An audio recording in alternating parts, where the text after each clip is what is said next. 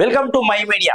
రాష్ట్ర మంత్రులంతా దండుపాలెం ముఠగా మారారని మాజీ మంత్రి సిద్దిపేట ఎమ్మెల్యే హరీష్ రావు విమర్శించారు. మంత్రుల పంచాయతీలు తెంపడానికే రాష్ట్ర కేబినెట్ సమావేశాన్ని ఏర్పాటు చేయాల్సిన పరిస్థితి ఈ రాష్ట్రంలో ఏర్పడిందని ఆరోపించారు. రేవంత్ రెడ్డి కేబినెట్ డజన్ వర్గాలుగా విడిపోయిందని హరీష్ రావు అన్నారు. దీనిపై మరింత సమాచారం మా చీఫ్ ఎడిటర్ మైపాల్ గౌడ్ అందిస్తారు. థ్యాంక్ యూ పరిశ్రమ. అయితే ఏదైతే బంజారాలకు సంబంధించి ఉప ఎన్నికలు జరుగుతున్నాయో ఉప ఎన్నికల నేపథ్యంలోనే ఈ మాట అన్నట్టుగా మనకు తెలుస్తుంది. అయితే ఏదైతే 2 సంవత్సరాల నుంచి కూడా కాంగ్రెస్ ప్రభుత్వం చేసింది ఏం లేదంటూ ప్రజల్ని దోచుకోవడం తప్ప ఏం చేస్తలేరు. మంత్రులు పరంగా ఎవరైతే ఇప్పుడు మంత్రులు ఉన్నారో మంత్రులందరూ కూడా ఒక పక్కన కొట్లాడుకుంటూ ఉంటుంటే ఆ రాష్ట్ర ముఖ్యమంత్రి ఏం చేస్తున్నాడు అంటూ ఆయన వ్యాఖ్యలు చేయడం జరిగింది. అందులో భాగంగానే ఆ దండుపాలెం ఆ బ్యాచ్ గా ముఠాగా మారిందంటూ ఆ మంత్రివర్గం మొత్తాన్ని కూడా ఆయన ఒక విమర్శలు చేశారు. అదే కాకుండా మంత్రివర్గంలో ఉన్న వాళ్ళందరూ కూడా ఆటోమేటిక్ గా వాళ్ళందరూ దండుపాలెం బ్యాచ్ కిందనే వస్తారని 10 సార్లు కాదు 100 సార్లు అనడానికి నేను సిద్ధంగా ఉన్నానంటూ కూడా ఆయన ఒక వ్యాఖ్యలు చేయడం జరిగింది. ఎందుకంటే కొన్ని చోట్ల వాళ్ళు చేస్తున్నటువంటి అరాచకాలను బయట పెట్టడానికి నేను ఎన్ని రకాలుగా ప్రయత్నాలు చేయాలో అన్ని రకాలుగా ప్రయత్నాలు చేస్తున్నాను.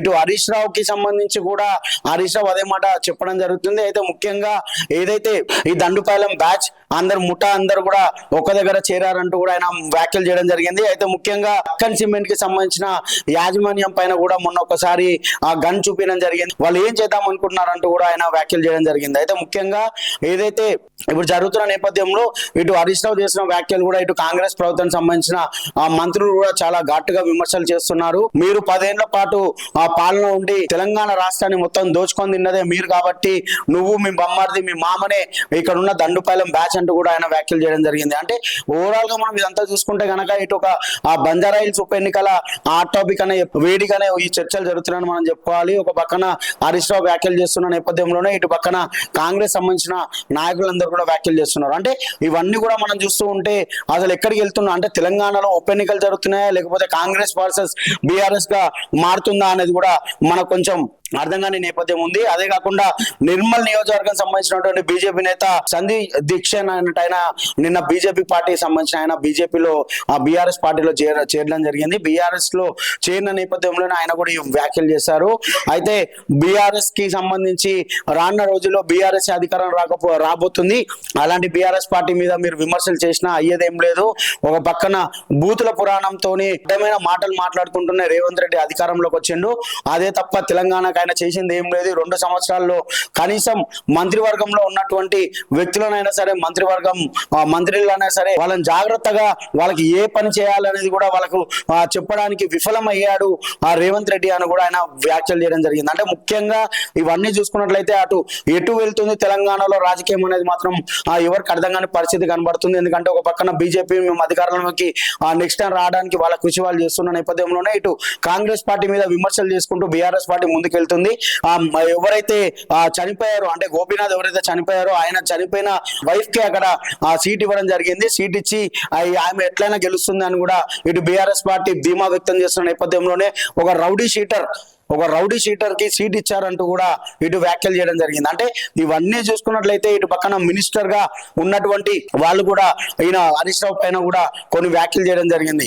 ఎలా అంటే ఇటు మామ గాని మీ బొమ్మది గాని ఇటు నువ్వు గాని మీరందరూ కూడా దండుపాలెం బ్యాచ్, అదే విధంగా నువ్వే ఆ దండుపాలెంకి నాయకుడు అంటూ కూడా వాళ్ళు ఘాటుగా వ్యాఖ్యలు చేశారు. అంటే ఇటు దండుపాలెం బ్యాచ్ అనుకుంటూ ఒక సినిమాకి సంబంధించినటువంటి ఒక పేరుని వీళ్ళు వాడుకుంటూ ముందుకెళ్తున్న నేపథ్యంలోనే అసలు ఏం జరుగుతుంది అనేది కూడా మనకు తెలియాల్సి ఉంది. అదేవిధంగా కొన్ని చోట్లలో కూడా ఈ రాష్ట్ర అధికారంలో ఉన్నటువంటి కాంగ్రెస్ పార్టీకి సంబంధించిన కొంత నాయకులు కూడా బహిరంగంగా మీరు చర్చకు రావడానికి మీరు సిద్ధంగా ఉంటే మేము రావడానికి సిద్ధంగా ఉన్నామంటూ కూడా కొన్ని వ్యాఖ్యలు చేశారు. కానీ టీఆర్ఎస్ పార్టీ నుంచి ఎవరు రాలేదు అంటే ఎవరు ఇక్కడ దండుపాలెం బ్యాచ్ అనేది కూడా ప్రజలకు అర్థమవుతుందంటూ కూడా కాంగ్రెస్ పార్టీ కూడా కౌంటర్ ఇస్తున్న నేపథ్యంలోనే ఇటు బీఆర్ఎస్ పార్టీకి సంబంధించి ఇటు హరీష్ రావుతో పాటు కొందరు నాయకులు కూడా అందరూ కూడా కాంగ్రెస్ పార్టీని హేళన చేస్తున్నారు. ఎందుకంటే వీళ్ళు వచ్చిన బంజారాహిల్స్ ఇప్పుడు జూబ్లీస్ ఎన్నికలకు కూడా వాళ్ళు ఇచ్చింది కూడా ఒక రౌడీ షీటర్ కి ఇచ్చారు. ఆ రౌడీ షీటర్ కి సీట్ ఇవ్వడం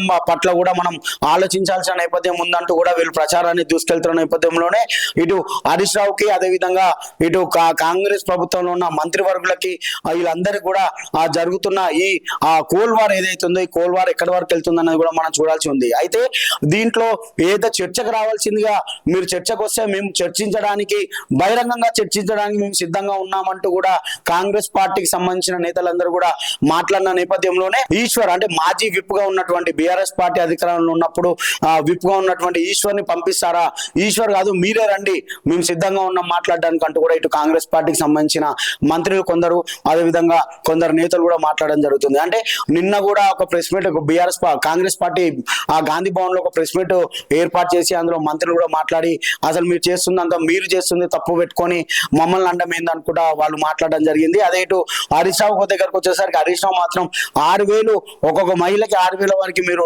రుణపడి ఉన్నారు, వాళ్ళకి ఫస్ట్ తక్షణమే అవన్నీ కూడా తీర్చేయాలంటూ కూడా తను వ్యాఖ్యలు చేయడం జరిగింది. అంటే ఇవన్నీ చూస్తా ఉంటే ఇది మాత్రం ఒక జూబ్లీస్ ఉప ఎన్నికల గురించి మాత్రమే ఇది జరుగుతుందని కూడా మనం అనుకోవచ్చు. ఎందుకంటే ఇటు నువ్వా నేనా అనుకుంటూ ఇద్దరి మధ్యలో ఇటు బీఆర్ఎస్ సంబంధించిన సీట్ గా అని మనం చెప్పుకోవాలి. ఎందుకంటే సిట్టింగ్ సీట్ గా ఉన్నటువంటి బీఆర్ఎస్ పార్టీ ఎమ్మెల్యే గోపీనాథ్ చనిపోవడంతోనే ఈ ఉప ఎన్నికలు వచ్చాయి. అయితే దీంట్లో నేపథ్యంగానే ఉప ఎన్నికల్లో వాళ్ళ వైఫ్ కి సునీతకి కూడా బీఆర్ఎస్ పార్టీ సీట్ ఇచ్చింది. కానీ ఇటు కాంగ్రెస్ పార్టీ నుంచి అనిల్ యాదవ్ ఇచ్చారు. కాబట్టి ఇదంతా కూడా మనం చూసుకున్నట్లయితే ఆ జూబ్లీ హిల్స్ లో ఉప ఎన్నికల్లో గెలవడానికే లక్ష్యంగానే ఈ రెండు పార్టీలు పోతున్నాయని మనం చెప్పుకోవాలి. ఇటు అనిల్ కుమార్ కి సంబంధించి అనిల్ మీద వస్తున్నటువంటి ఏవైతే ఆరోపణలు చేస్తున్నారో అవన్నిటి కూడా ఆయన రెడీగా ఉండాలి.